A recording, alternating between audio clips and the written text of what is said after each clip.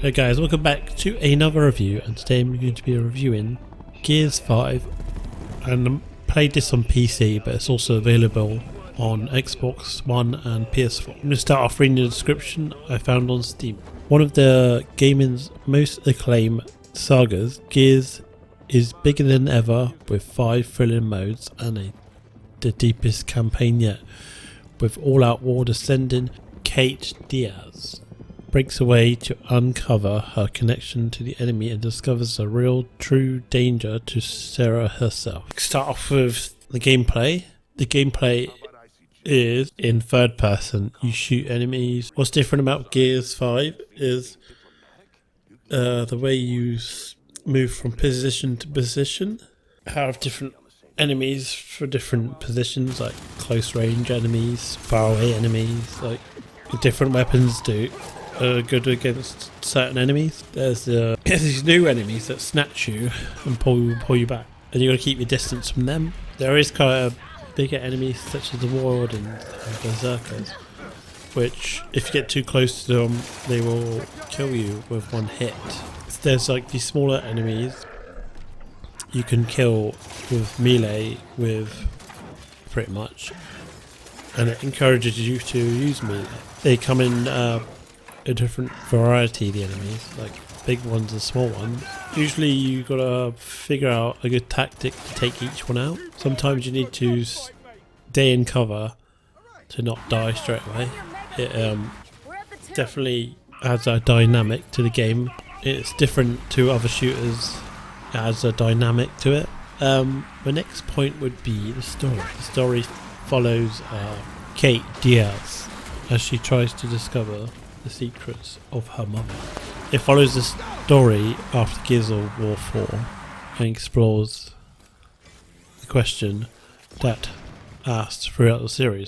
I don't want to spoil any of the story for you, but it gets better as the story goes along and gets right to the point. It's a really good story in my opinion. Lots of side missions you can do as well. I would recommend exploring the area as well, because you can pick up stuff for Jax, the robot, so you can upgrade him. It's good to explore the map. I would say this game runs really well on my computer.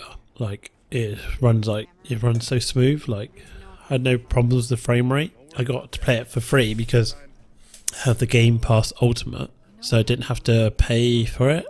This game also requires you to have an Xbox account so you can sign in, which they shouldn't. I think Steam users might have had trouble with this because you have to sign into your Xbox account, and if you're like a bigger streamer, maybe the notifications would bug the hell out of you because people try and invite you to the game all the time. What makes Gears 5 good is the variety of enemies and figuring out a way to beat them. There is such a There's a bit in the game where you're fighting this big monster. If you shoot the ice underneath it, he falls into it, and you try it with other enemies, they'll fall into the ice as well and die.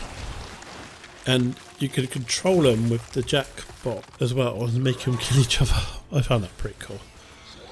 There's so many different ways. It's really fun, and it's really fun to figure out different ways to kill the enemies.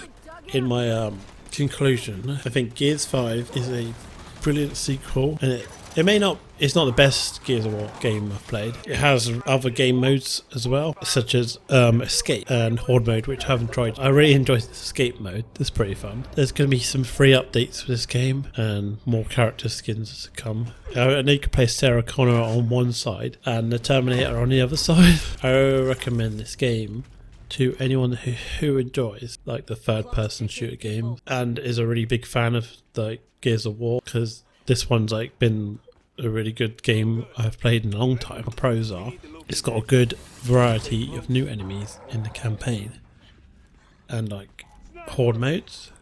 I love the voice acting. It's got a really interesting story as well. It's really well optimized as well. You don't need a good PC to run it. If you don't have I think older PCs might be able to run it. There's lots of customization with characters. It's better Gears of War games that's had to come out in a while. The bad things about this game are microtransactions are very overpriced. There's not many characters to choose from at the moment in the multiplayer. There's like 4, I think. It requires you to have an Xbox account to sign in, and you need to have the app running so you can play it as well. But overall, my score of the game would be an 8. I just think it's like one of the better Gears of War games to come out in a while. I didn't play 4, played 3 back on the Xbox 360 I think it was, or Xbox One. If you enjoyed this review, please give it a like, and if you want to see more, subscribe. I'll try and do more of these. I'm quite busy at the moment, so goodbye, thank you for watching.